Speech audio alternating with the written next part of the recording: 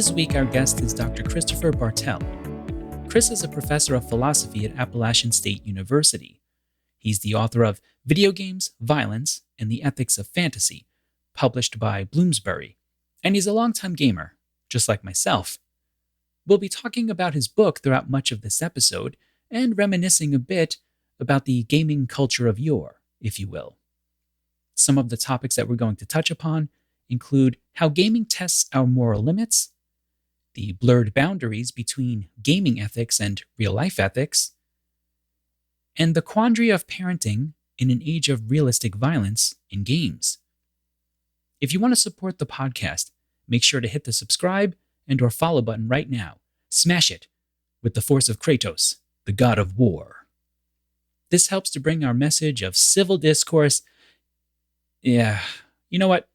Maybe don't smash the follow or subscribe button. Tap it gently, with civility, like Kratos, the god of war. I hope you enjoy my conversation with Dr. Christopher Bartel. Chris, welcome to the Neutral Ground. How are you doing today? I'm well. How are you? Excellent. Yeah, I'm doing great. I'm excited too. We're going to talk today about your book, Video Games, Violence, and the Ethics of Fantasy, Killing Time. And what I'll just say up front, what I really liked about your book was the idea, your interest in crafting the proper questions, like what we need to be asking and thinking about even before we necessarily say, this is bad, this is good. We got to get the questions just right. But first, I'd like to give my audience a little bit of a background with you. What was your relationship like with video games prior to this study? Great. Thanks again for having me on the show. Just to begin. So before I got into this study, I had a really long history with video games. I think you and I might be the same, or close to the same age. I started with the Atari 2600, and I've been killing things in video games ever since. I remember it was, the early 80s. My parents bought us an Atari 2600, and I was there for the console crash, when that happened. Then I moved into the NES with Nintendo, and I loved that. And I played that up until I went to college. And then when I was in college, I really thought that I was going to be a rock star. So I stopped playing video games for a while. But when I was in college, there was this pizza shop around the corner that had an arcade version of Mortal Kombat. And I would play that every day at lunch. Arcade Mortal Kombat was awesome. And then after that, I went to grad school and got back into video games again. So I started with the N64 and then the GameCube and went down the PlayStation route. And now here I am. I still play loads. I don't play as much as I would like, but I do still play loads. I'm right now really excited about the upcoming release of Horizon Forbidden West. So I'm playing through the original Horizon Zero Dawn just to kind of get myself psyched up for the new release. That's fantastic. Yeah, we do. We have a similar kind of storyline there. I played Atari 2600 over my cousin's house, and my first proper kind of console was actually the 8-bit Sega Master System, which I loved. Cool. Yes. And yes, I got into those fights with my friends about which one was better. NES pretty much won that one, though, I think. But eventually I gave in and I got my NES. And then like you, I kept kind of building from there. Yeah. And you mentioned I'll just say it kind of in passing as a nostalgic moment, too. You mentioned Mortal Kombat and playing the arcade. And that was, kind of a golden era when you would walk up to those arcade cabinets and you take your coin, your token, whatever it was, put it right there on the top, the face, to indicate I got next. That kind of a social community, you don't get that as much anymore as we used to have it. No, it's a bold move to, walk up to the person who's winning match after match and throw your quarter down. Yeah. Absolutely. I do kind of, in a weird way, miss some of the old games, like modern games, and you could, I think, some scholars argue that the modern, video game movement, kind of happened around the time of Mortal Kombat things. That's when the technology got to a point where we can do really interesting stuff now. But some of the older games I still miss, like Pitfall on the Atari 2600 was fantastic. I mean, it was so wonky, but it was a great game. Yeah, and there's something to be said too. Maybe the mobile game industry kind of picked up the slack here a little bit, but before the mobile gaming industry got involved, I do think there was an argument to be made that you had to put in almost too much time, too much of an investment in the game. The older games, it used to be you could pick up, you play, you die, and then you pick it up again the next day and you're fine, right? But now it seems like, yeah, I think mobile gaming kind of picked that up a little bit for us. Which, if in a funny way, was kind of necessary. So it didn't really occur to me until I have a daughter, and I want my daughter to get into video games too. She's 9 years old. I started introducing her to video games when she was like 3. And that's when it really hit me, like the value of mobile games, because, I'm playing on a PlayStation 4. I can't just hand a PlayStation 4 controller to a 3-year-old because it's got 16 buttons and she doesn't know what any of them did. So I actually, got her into mobile games, which are kind of like training games. It's like it trains you how to just manipulate things on a screen and how to grasp the concept that you have an avatar and you can control this thing and it responds to what you do, and there are little adventures you can go on. And now she's playing loads of stuff on the Switch and the PS4, and she's really good. But Yeah. And it starts to build kind of, and this even segues us back into the book a little bit, but the idea that it starts to build fantasy as well, right? And imagination in a very different way. Well, let me ask you this then. So you have that wonderful history, and then what kind of brought you to wanting to do a study like this? Mm-hmm. Mm-hmm. Yeah, good question. This was totally an accident. I wish I had a more interesting story, but some long, childhood dream of being a video game scholar. But no, this is totally an accident. It was, I've been playing video games for a long time. And about 10 years ago, I was redesigning a class. Most of the work that I do in philosophy is in aesthetics and philosophy of art. That's primarily most of the work that I've done is about music and fiction and the concept of what art is. And I was kind of aware that there were philosophers who do video game studies. And I knew that in video game studies, they were interested in, philosophical questions about are video games art and what do video games show us about how people engage with works of fiction. And I thought that was interesting. But I kind of just wanted to see, so what else do people, are there video game scholars and what else do they do? And I just accidentally found this article. It was about the morality of actions in video games. It's an article by Morgan Luck, who's a really nice guy. And the article is called The Gamer's Dilemma. And it completely blew my mind and totally changed the way that I thought about video games. And I kind of arrogantly thought that, I'll tell you about Morgan Luck's essay in a minute, but the short story is, I kind of arrogantly thought that I could solve the problem in his essay really quickly. And so I wrote an essay in response and thought that I had solved the problem. And then I started reading criticisms of my essay, and I realized that not only did I not solve the problem, but the problem was way deeper than I thought it was. And there's so much rich stuff to think about in the interaction, the clash between the aesthetics and the morality of playing with games. So that's kind of how I got into it. But let me tell you about Morgan Luck's essay, because it's really important. The basic idea is there are lots of things that we do in video games where we commit random acts of violence just for fun. There are loads of games where we do this. I loved playing Grand Theft Auto 4. I loved Red Dead Redemption. These are games where you can just, randomly kill people just for fun. And the standard line is that it's morally permissible to kill people in games, even, when the killing is totally unjustified. It's morally permissible because it's not real, because nobody's actually harmed. But Morgan Luck pointed out that if you use that logic of you can do this bad thing in a game because nobody's really harmed, that should be able to extend to a lot of different other kinds of cases. Like killing in video games is very common, but imagine a disturbing world where we had pedophilia video games, right? Um, and I guess you could run the same logical argument, right? It should be morally permissible to commit acts of pedophilia in a video game because it's fictional, because it's not real, because nobody is really harmed.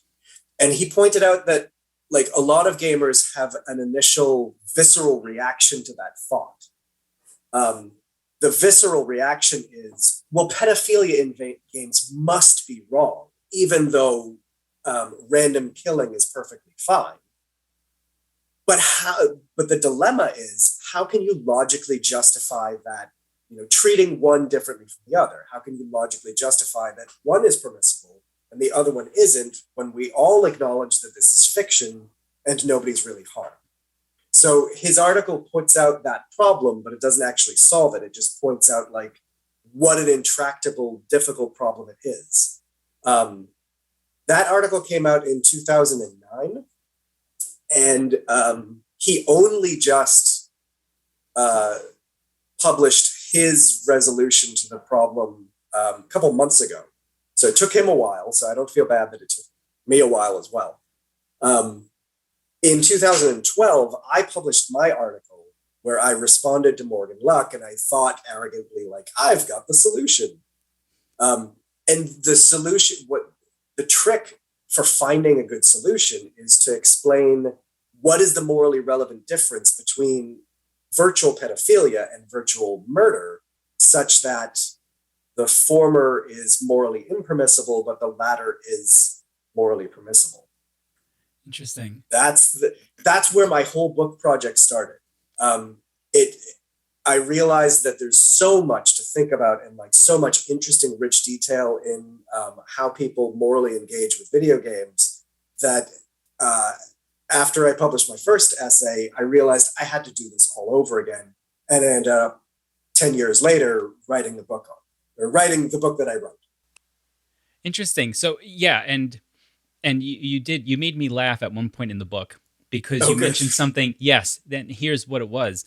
You mentioned toward the beginning this idea of the individual having an existential crisis at this choice of having to do something violent and seemingly unnecessarily. And it brought me back to looking at myself a little bit and how I choose characters in games. And whenever I have a choice for either, being the quote unquote good side character or the bad character, I tend to choose good because that's what I want to project in some ways in reality. And I remember thinking, playing God of War. I love the God of War series. And in God of War 3, there's this part that just is burned into my memory where you have to take this innocent, like, bondwoman, and you've got to put her underneath a wheel. You have to prevent this wheel from coming down. And he just grabs her. They make you drag her through like 3 different screens, and then you put her body underneath this wheel, and of course it collapses down and crushes her. And I remember the first time I did that, I just stopped and I went, this feels horrible. I'm actually going to go online and look up and see if there's a way I can get this done without doing this. Yeah. It's like, you have this moment of crisis of like, wait a minute, I'm doing this for entertainment. Like, who am I? She's not real. She's polygons, but we do tend to kind of to do that, right? To explore ourselves, put ourselves in the shoes of the actual protagonist and try to see, can I be myself in that moment? And sometimes you can, and sometimes you can't. As I learned in that game, you have to put her there if you want to beat that level. Yeah, yep, exactly. I love that. I love the conflict that video games can cause when they they push us into doing things that we otherwise wouldn't want to do.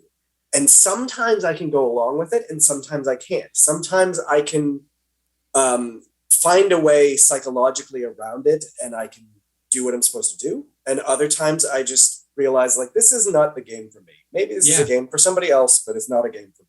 Yes, absolutely. I've had games where I just stop playing. I'm done. I can't. You definitely have. I definitely have my limits, and I've gotten as I've gotten older, it hasn't become such a big deal for me to say, I'm old. I'm not playing this game. I'll move on with life.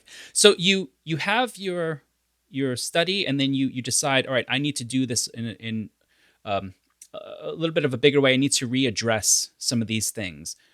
What did you what did you think you were going to find when you started your larger study again? Like, what were your hypotheses about addressing these problems? Um, that's great. I mean, going back to the first study, the essay that I arrogantly thought solved the problem, I thought I was going to find a neat solution to the gamer's dilemma, and then I realized that I didn't. Um, Going into the bigger book project, I was already extremely skeptical because I'd had this experience of like thinking that I was right about something and then finding out that I was way off, and not even way off, but like I was disappointed with I I was disappointed with the experience of feeling like I knew what I was doing and then realizing that I didn't know what I was doing. So I went into the book project with like this real skepticism. Um, that was that was interesting. I was kind of surprised when I went into the book project that I wound up becoming a virtue ethicist. I often find for myself that I don't really, when I'm writing a philosophical argument out, I discover that I don't really know what I think about the solution to a problem until I try to write it down. And at the point where I write it down and I have to clearly explain it, that's when it clarifies to me what I actually believe about something. Like I will sit down and think, I believe the answer is X. And in writing it out, I realize I can't actually get to X as an answer. In fact, I think the answer is not X. And here I am now. So I went into the study thinking that I was going to find a nice consequentialist resolution to the dilemma. And it turns out that you can't do that, that consequentialism doesn't work, and that it's not a moral theory that I really resonate with anyways. And then I found that I was reading a lot of stuff about another moral theory called virtue ethics. And that really explained everything that I wanted to about games. And I realized that's me. That's what I want to do. I didn't realize I was a virtue ethicist. So, can you explain a little bit in more detail what that entails? Virtue Sure. ethics. What is that? Yes. I'll contrast it with consequentialism. Like consequentialism is a theory that I think the way that I describe it to my students is that if you grew up in the United States in the 20th or 21st century, you're probably a consequentialist because that's what most of our lives are built around. It's built around the idea that there are consequences to the actions, and your job is to try to come up with the best consequences. To be a morally good person is to do the most good, right? Is to do the greater good. And, often that is a great thing to do. You should try to do the greater good. If you get really into the weeds about consequentialist theory, you find that sometimes there are really difficult choices and, cases where it's really hard to know what is the greater good, or is the greater good even worth it here, or whatever. But that's a theory that, like most of our political and economic system, is bent around consequentialist thinking. Like we today just kind of naturally fall into consequentialist thought. Virtue ethics is a much older theory. It goes back to, the source I'm using is Aristotle, right? So it's 2,400-year-old theory. And the basic idea of virtue ethics, which the basic idea will sound weird to somebody who grew up in a consequentialist society. But the basic idea is that morality isn't about trying to figure out what is the best action. Morality isn't really about trying to decide which actions are good and which actions are bad. Morality really is about trying to live a good life. It's trying to optimize your life so that you live a happy and fulfilled life. Not just you, but your entire society, so that you live in a world where other people get fulfilled, other people are able to flourish as well. So it's not a totally self-centered, inward-looking idea. It's that what we're really aiming for is human fulfillment, not just for me, but for those around me as well. Um, and so Aristotle says that the way to achieve fulfillment is to live a virtuous life, that you have to cultivate these moral character traits that tend towards happiness or tend towards fulfillment. So we have to try to take care of what kind of moral character that we have, because that's the way to leading a happy and fulfilling life. So with the book, I took the problem of the gamer's dilemma. When I'm playing video games, I think I'm having loads of fun. I think I'm having a fulfilling life. I'm enjoying myself. So what could possibly be wrong here?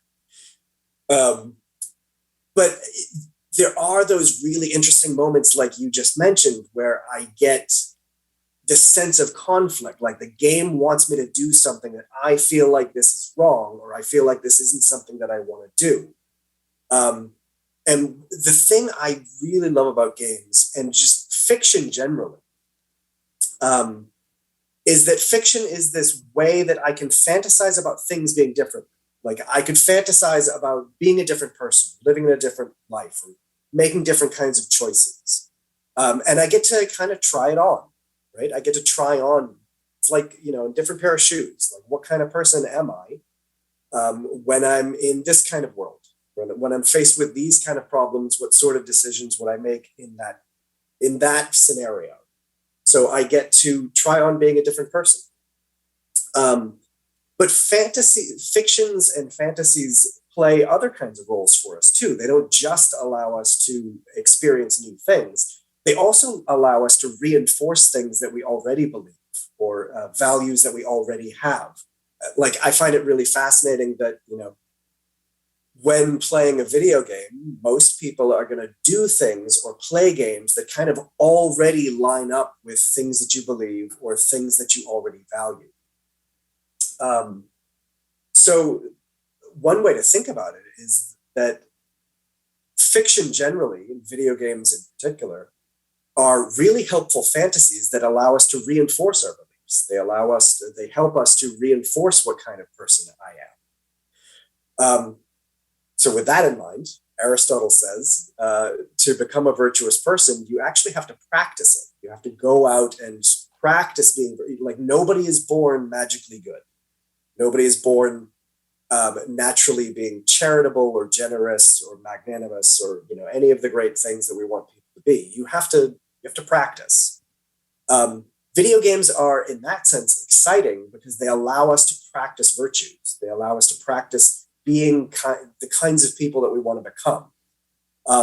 So the basic argument of the book is that I engage with a fantasy through a video game, and this helps me to cultivate the kind of moral qualities that I want in my life, in which case I really have to pay attention to what I'm doing in the game, and more importantly, why I'm doing it. Like, what is it that motivates me to want to do these things?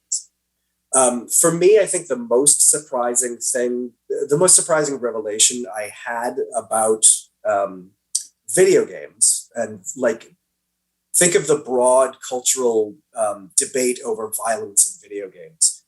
For me, the big revelation was that the content of the game actually doesn't matter. What I'm doing in the game isn't really as important as the reasons why I'm doing it. There are lots of interesting and perfectly morally innocent reasons why you might do terrible things in a game, right? When you're playing God of War, why would you drag this woman under a wheel? Is it a wheel? Yeah. Okay.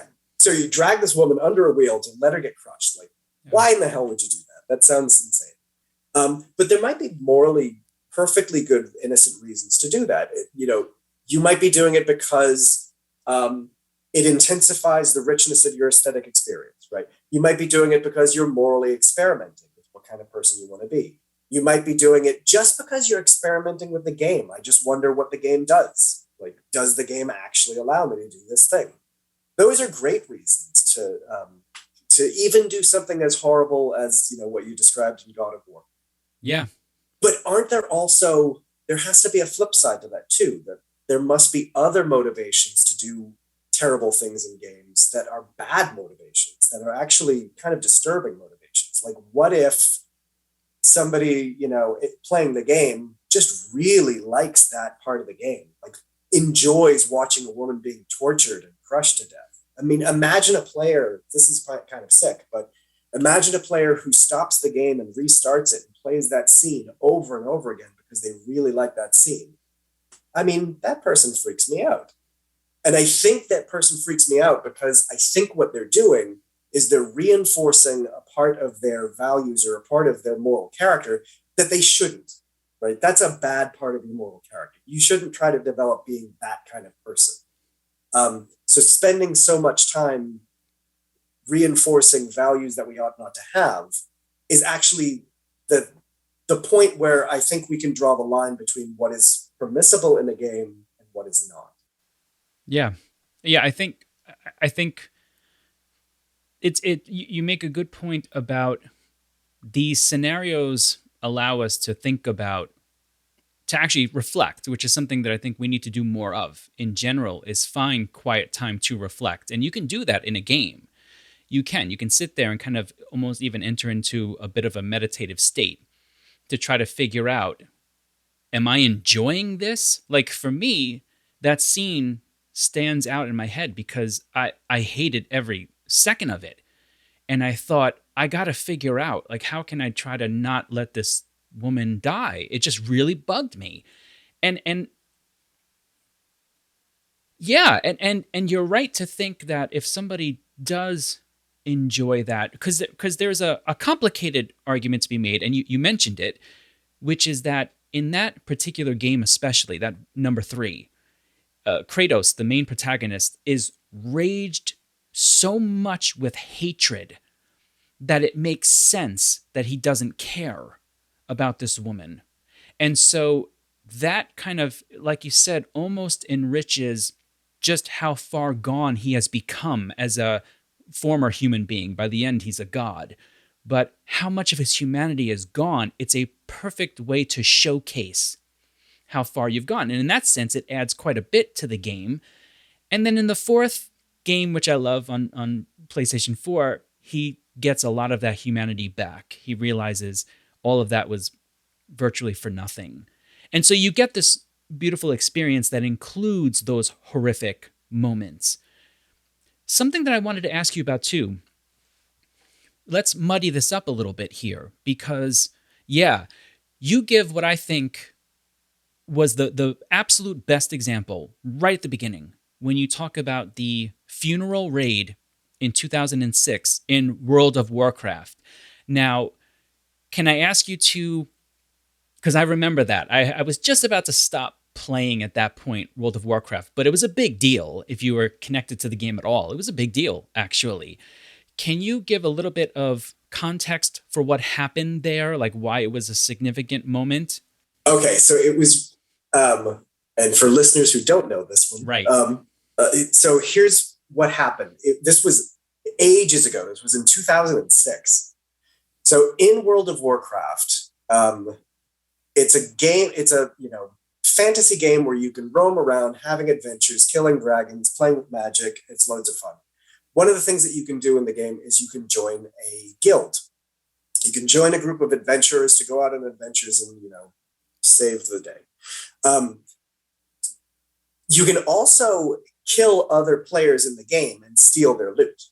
Right? It's a player versus player game, or at least certain parts of it are. You can't kill people in some cities and civilization in some places, but if you're out in the wilderness, you can kill other players and steal their stuff.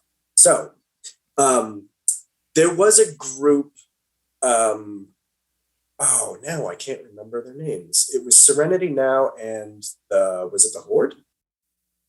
The Horde. They were a Horde guild. They were a Horde guild that came in. That's okay. Okay, but anyway, so there was one group who is a group of players where one of the members of their group in real life actually died. This woman had a stroke. She died. So in the game, the players who played with her wanted to have a funeral ceremony, like a memorial ceremony in the game, like in this world that she loved. And they met up in the wilderness in a place where player versus player action happens. So they met up in this lakeside little area that she really liked, and they had this memorial service. And they showed up without their armor and without their weapons. You can see where this is going. And they actually broadcast like a notice to other players: please don't attack us. We're having a memorial service. Please respect our memorial service. Of course, that didn't happen. Another group called Serenity Now raided the funeral, killed all the participants, and stole all of their loot. Right. So then there was a big debate in the World of Warcraft community of whether they actually did anything wrong. Because on the one hand, technically, they were operating perfectly within the bounds of the rules of the game. Like, they didn't cheat, they didn't break the code, they didn't, everything was according to the rules of the game. So in one sense, you could say they didn't do anything wrong. On another sense, you could say, but they were poor sports. There's a matter of sportsmanship, or there's some kind of unwritten moral law that they broke, whatever that is.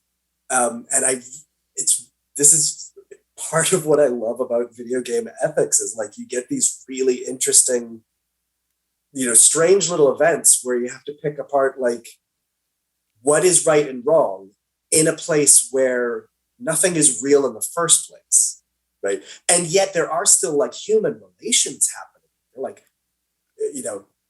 it was a funeral, it was a memorial service that was trampled on. Like, there was a real woman who actually died, whose memorial service was tarnished. Imagine if that happened in real life, right? If they met up in, I don't know, Reno, and had a memorial service at a local church, and guild members crashed the service and started shouting swears or something, like that would be obviously bad. So why is it different just because it's in a game? Like, one of the things that I find so fascinating about games is that we kind of naturally slip into this weird mindset of thinking that because it's not real, a whole bunch of stuff is now, morally speaking, on the table. But these are things that we would never do in real life, like crash a memorial service and ruin somebody's day. So so you remember that happening. I do, and here's the thing that I recall as well, because I thought it was fascinating too, a fascinating discussion. This guild that lost this player of theirs, they were trying to bring a sincere sense of humanity in this moment, but it was also they brought reality into the moment as well. And they tried to be greater than the code, as you said. They said, we're going to cut out this piece of the world and say, forget the code just for this piece. And what I found to be so interesting was the arguments that happened within the community of World of Warcraft. It ended up actually falling more on the side that, because this woman who passed away was a big fan of not even just simply PvP, player versus player, but she was a big fan of like role playing it as well. Like she at the very least appreciated that. And so the arguments started to go toward the side of those who crashed that ceremony were actually paying her a higher level of respect in many ways. And that is some fascinating ethicist work there. I don't know. That sounds like some backwards facing justification to me. Does it? So tell me about it. So why would that? So should we be able to switch and code switch so easily between, let's say, reality and code world? Yeah, I mean, like there are these really interesting cases where games, blur the distinction between reality and fantasy, or between real and not real. It's like when another word that gets thrown into this that like muddies the waters is virtual, right? Um, sure, the event that happened, like it was a virtual attack, but it was a non-virtual memorial service, right? I think. The way that you put it was probably better. Like there's this part of the world that's divided up where they just decided in this little part of the code, let's let this be real and not part of the fantasy world. And others said, no, it is part of the fantasy world. Can't do that. Yeah. But like it would be, think of let's go back to another 80s classic, the Karate Kid. Sweeping the leg, right? Sweeping the leg in Karate Kid is a terrible thing because it was a bad act of sportsmanship, right? Knowing that knowing that his knee was injured, attacking the knee is a really nasty thing to do. We expect sportsmanship in lots of cases in lots of places for very good reason. So why not in video games too, right? It's I'm kind of I don't come to a conclusion about the World of Warcraft funeral raid in the book. And the reason for that is because I'm not even sure if for myself if I'm thinking clearly about it, because I am kind of stuck on the idea that, like, this was a bad act of sportsmanship, and I can't really work my way past that argument. Like, what would be the other side? Like, when is sportsmanship unnecessary? Like, sweeping the leg is a bad thing. It makes you it makes your point too, though, about, so if I'm on, let's say I'm in that horde guild, and we have this meeting, and the head of the guilds, they say, all right, you know what, we're gonna go crash this memoriam, this funeral. Here I am. If that's me, I'm immediately saying, I'm out. Not happening. And so the idea is, once again, we're given a situation that we have to reflect upon, make a decision, and even, dare I say, grow with in that moment, right? And it's not to necessarily say, okay, let me phrase it this way. If I'm just speaking for myself and even putting the philosophy aside, I think it's terrible. Personally, I don't think it's a good thing, but that's purely based on the fact that I'm not very good at differentiating, in some sense, reality from the video game world. Like I said, I always still choose like good players. Like, I never played an evil horde character, really. Like, I couldn't do that because I knew going in that I would have to make certain concessions playing that, and I didn't want to. But if we're thinking about it just purely philosophically, I do think that there is at least an interesting discussion to be made, that it was definitely justifiable or understandable for them to do what they did based upon the world in which she lived and moved in that game. But I wouldn't say it's the right thing to do. You couldn't get me to admit it was a good thing, and you couldn't get me to admit that I would have been a part of it. Well, okay, maybe this would help. Like, I think that there's an important philosophical distinction between, how do I put it? So there's one distinction. It's the distinction between good and bad, right? And that's a pretty binary, tricky, it's good or bad. There's another distinction that's more helpful. It's the distinction between permissible and impermissible. I could say that the funeral raid was morally permissible without having to say that it was morally good, right? To say that it was morally permissible just means that there's no moral reason to condemn you for it or to prevent you from doing it. That's not to make any further moral judgment, to say, like, you ought to do this or you ought not to do this, or it's a bad or a good thing, right? It's just permissible or impermissible. So if I'm hearing you right, I think what you're saying is you see that it was morally permissible, even though you yourself wouldn't want to do it. Yes, that's exactly right. That You makes that you makes hit it perfect sense to me. perfectly. Sure. Perfectly. I wouldn't necessarily condemn anybody for it because again, it's that idea that it is a game. At Hmm. the end of the day, it's a game. If this were real life, like, and that happened, yeah, I mean, to me, that seems like you'd find very few Well, people who but would think wait, that that's wasn't it real okay. life?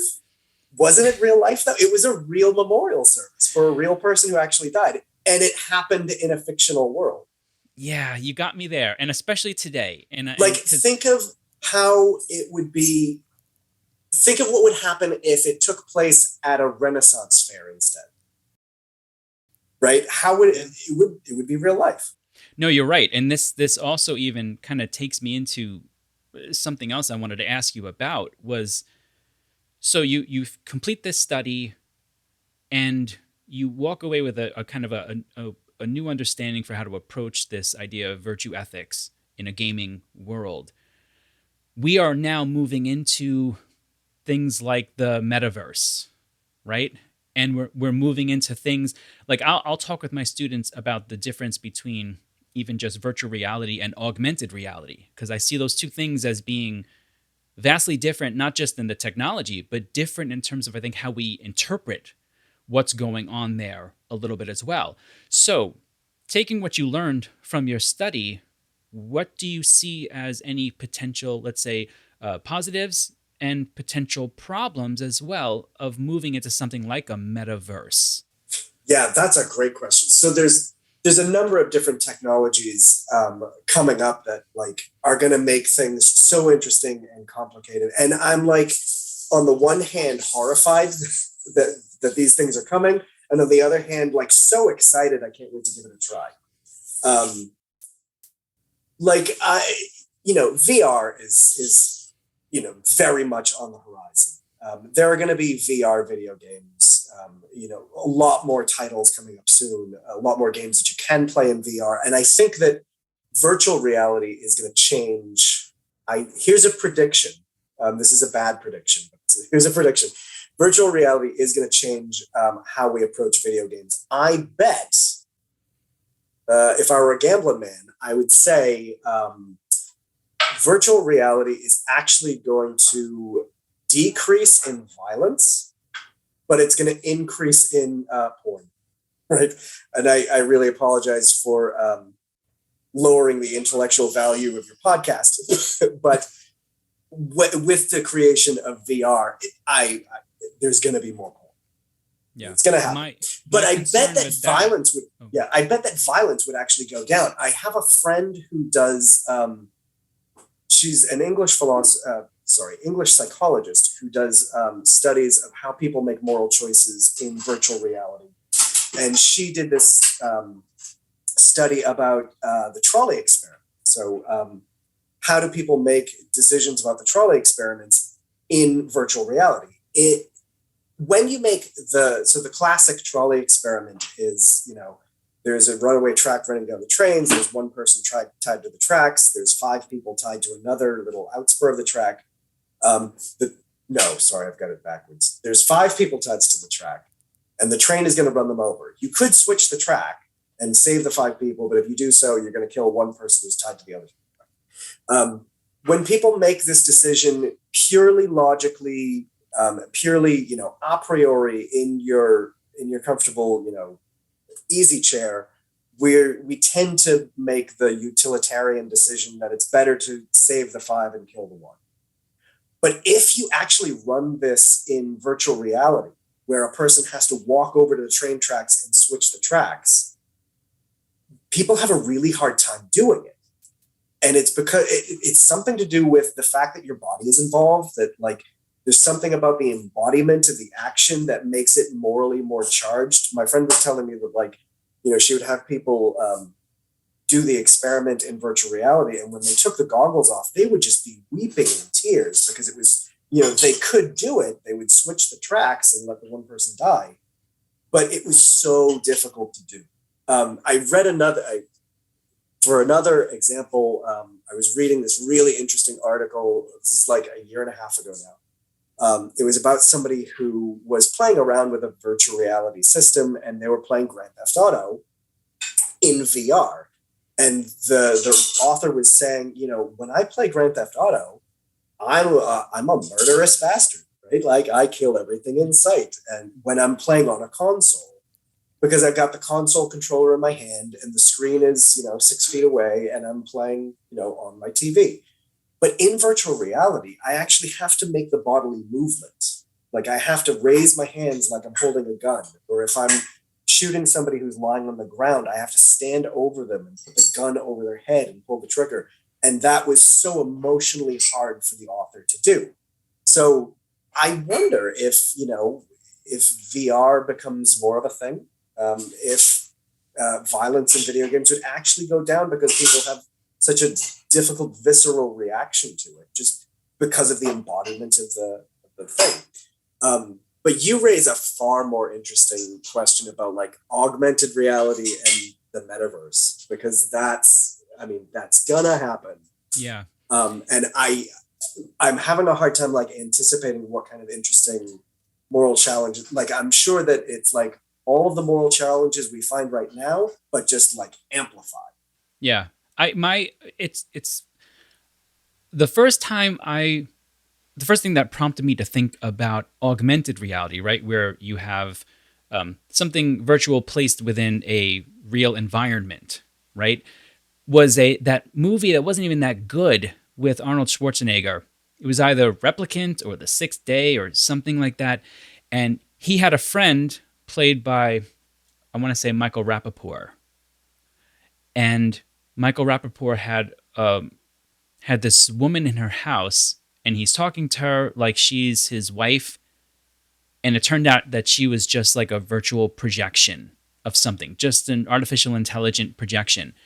And I remember thinking at the time, wow, like I wonder what that would actually do to the human psyche. And this was in the 90s, I think, when this movie came out, or very early 2000s. And it made me think I could see where people would start pulling away from relationships with, let's say, with real people, because relationships are difficult to make them work. They're sticky. You got to put in work. You don't have to do that with this augmented reality, virtual reality. We'll even add that in as well. Figure. So I could see your argument. I think I agree with you that it would play out that way. I think you're probably right. Cool. Well, thinking about like, here's one prediction I would make about augmented reality. And the prediction is based on the premise that human beings are just stupid. We're really bad at really genuinely tracking the difference between fantasy and reality. Like we think that we're really great at this, but in fact, we're not. I bet that some people, and like I said earlier, when you're playing a game, it's really easy to slip into this mindset of like just thinking like this is just a game, so what I do doesn't matter. With augmented reality, I think that some people will have a hard time distinguishing fantasy and reality, and they will treat the augmented things that they see really well, right? They'll treat them good. They'll treat them like the good people that they are, because that's just that's just your moral character. That's just like what you've been conditioned to do, to treat these things well. There are other people that will do the opposite, that they will see augmented things as not fully real. And so you can treat them however you want. And then the fear is, will they be dumb humans? Will they be bad at distinguishing fantasy and reality? And will their willingness to do bad things to augmented things in reality mean that it conditions how they think about real things too? I don't know. And I think that's going to complicate things. Like the debate over the classical debate over violence in video games. Does violence in games cause real world violence? Is a great question. But that's just going to be way amplified more when we get to things like a metaverse. Yeah, I think you're right. Well, let me ask you this then. What makes you optimistic about the future of this idea of, let's open it up to gaming in general, which would include gaming in the metaverse idea, virtual reality, that kind of thing. What are you optimistic about our future here? I'm optimistic that game designers and designers who are developing things like augmented reality are actually starting to take these moral questions seriously. Like they are actually starting to look at these questions with a bit more detail. And luckily, like there are philosophers, there are theorists that are doing more work in this area. So there is, I would like to think that philosophy has a use in the world. I would like to think that like we can give some guidance or at least point in a direction. Like developers, please at least think about this problem. And there are like lots of game developers and computer scientists who are interested in these things and do want to think about it.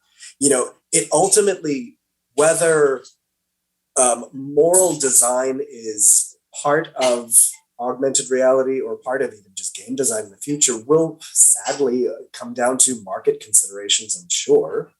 But I'm optimistic that people care about this and think about it enough that they want to do it. I just want to give one shout out that like the University of Utah actually has a really good game design program, and they have a couple of really excellent philosophers who are interested in these very issues working at University of Utah and actually teaching in the game design department. So I'm really optimistic that like this will have an effect. This will have an impact. Future designers will at least have heard about the possibility that there are interesting moral problems to worry about. Yeah. So that gives me hope. Yeah, and so how has your study changed or altered your relationship with games at this point? Oh, that's a good question. Because I still play games. I still play lots of games, and I still play lots of violent games too. One of the things that I don't know if I really made clear in the book, but in the book, I'm arguing that like you should really think about the bad things that you do in games, and you should really think about why you're doing this and what's motivating you. Because if you're doing this for reasons that are helping you develop a bad part of your moral character, you really shouldn't do that. That's not going to lead you to a fulfilling life. That's going to lead you to being unhappy. So I guess the obvious way that this has changed my own relationship to video games is that I'm more thoughtful about the stuff that I play and the reasons why I play it and what I want to get out of it. I approach things a little bit more intentionally, and I look for games that, speak to my values and, help me to think about what kind of person do I really want to be. And really, that's like one of the main themes of the book that I hope people get from it is that the debate over violence in video games ends up being a very polarizing debate, partly because a lot of people see it as a debate over whether we should censor or whether we should not censor video games. And I think the whole should we censor, should we not, it is not really that interesting of a question. Right? It's not a First Amendment issue. It's not a free speech. I'm not, at no point in the book do I say, let's ban video games or let's censor things.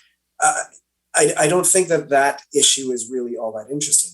The more interesting issue is just the personal psychological one of like, why am I playing this? Why am I so drawn to these games? Why is it what is it about me that really resonates with this kind of action in a game that I feel like this is how I want to spend my free time. Like this is entertainment. Yeah. So yeah, I think that's the way that it's changed my relationship with games is that I just end up being a little bit more thoughtful and intentional. And that's really what I want other gamers to do. I don't want anybody to give up their favorite game. I just want them to be more thoughtful about it. Like you should keep playing God of War. I'm actually playing through God of War 4 again right now because I like the story so much, actually. September, a little history here. September 13th, 1993. Mortal Monday. This was the day that Mortal Kombat dropped for the consoles. I remember because it's a big day in my life. I remember because I had been working since I was 12, put away money, and my father took me to the store. It was at Funkoland. Remember Funkoland? Yes. I went to Funkoland because that's where they had it available. And I went with my father, And we went up to the counter. I brought the game up to the counter. And the young man, he couldn't have been more than 18, probably 20 himself. He did the right thing, which was brand new at the time. And he told my father, "Sir, did you know that this game is rated um, MA17, or I forgot what it was, NC, I forgot what the rating was at that time, but it was rated for adult, and that was brand new." My father he paused, looked at me, and said, "Did you know about this?" And I had my George Washington, shall not tell a lie moment, and I said, "I did. Yes, I did." And my father just looked at me and he just smiled. And he said, "Put it in the bag." And so we got it. But I say that story because my father knew me well, and he knew me well enough to know I'm not going to transfer that violence necessarily onto something else, and I had known about it. As a parent yourself, what would you say to parents of young kids? What would you tell them about your finding? That's great. So there's two things that I would say. The one is your dad is absolutely right. Like the content of what you do in the game isn't as important as the motivation. And your dad knows your motivation, right? He knows who you are. He knows what you are. He knows what kind of person you aim to be. So your dad probably made a good call there. The first thing, and the obvious thing that I don't really need to tell parents because every parent knows this is you've got to know your kid. Like you've got to know who this person is and what they're motivated by. If your kid is a little bit of a bully, you should really think about that. It's a sad, hard thing to do, but you should really think about that. The second thing, and I think the more important thing that I would say to parents is that games themselves, or at least the games that are available in the United States, it's different in other countries. Let me just back up for a minute and tell you one of the big revelations that I had when I was doing the study is that there are some really nasty games out there. There's some really dark, disturbing stuff. If you want to go into detail, we can, but nobody needs this in their head. It's bad. The second thing I would say to parents is that the games that are available in the United States, at least, the content isn't as important as the motivation. So, know your kid, but you really have to be careful when the kids are playing online. Gaming cultures are far more damaging to children than games themselves. And that's a big key thing that I'm really interested in right now. Is how do gaming cultures codify values among the people who play a particular game, and what does that do to the way that we develop our own set of values? There are some gaming cultures that are really not fun, nasty places. A game isn't going to make your kid into a violent killer, but gaming cultures, I hate to be so dramatic about it. Gaming cultures will. They will push your kid into considering ideas that they otherwise would. There are lots of, here's a small example. There are a number of white supremacist video games available on the internet, and a lot of them function as actually recruiting tools. Not just in the content, but definitely in the online chat. The online chat will have somebody from the white nationalist group who starts off with, "Isn't this a fun game to play? Don't you wish the world could really be like this? And hey, why don't you consider thinking about our group?" Right? It really does happen. Right? Gaming cultures, I think, are more dangerous than games themselves. So that's the second thing, and the more important thing I would say.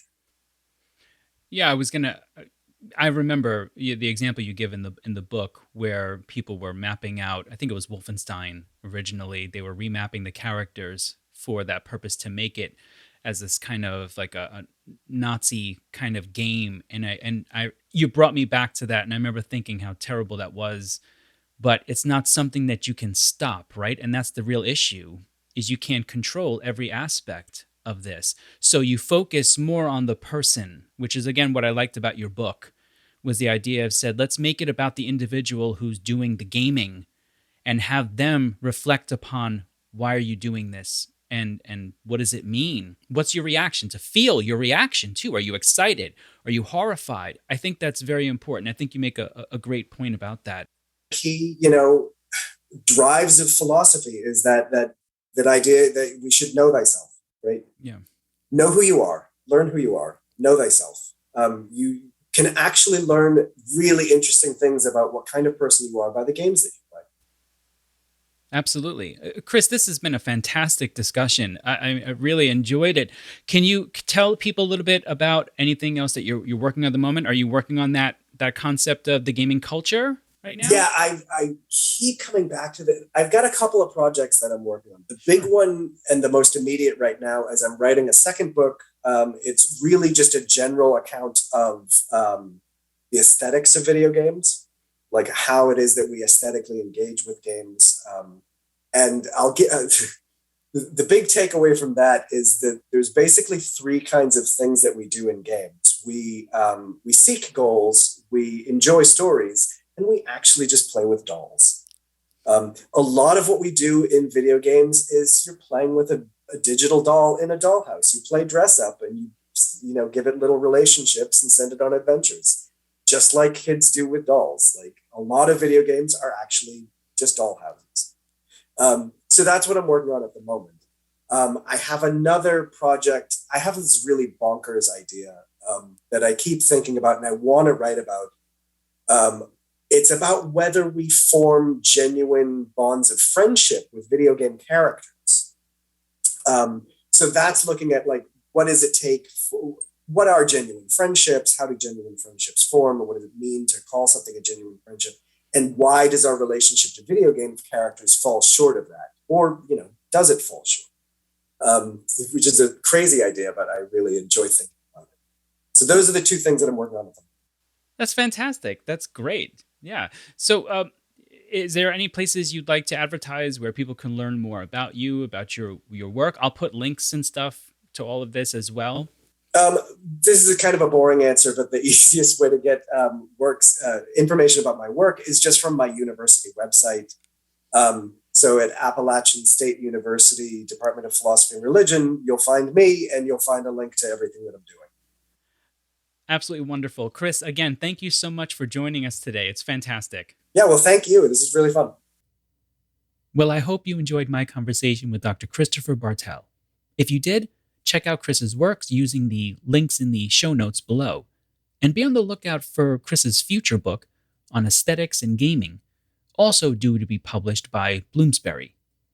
Finally, consider hitting that subscribe and/or follow button, leaving a kind rating or comment where applicable, and definitely share an episode of the podcast with some of your friends using your social media accounts. And while you're there, give me a follow on Instagram, Facebook, or even LinkedIn. Until next time, try to keep one foot firmly planted on neutral ground. And go out and wreak havoc and play in the video game world. You've earned it.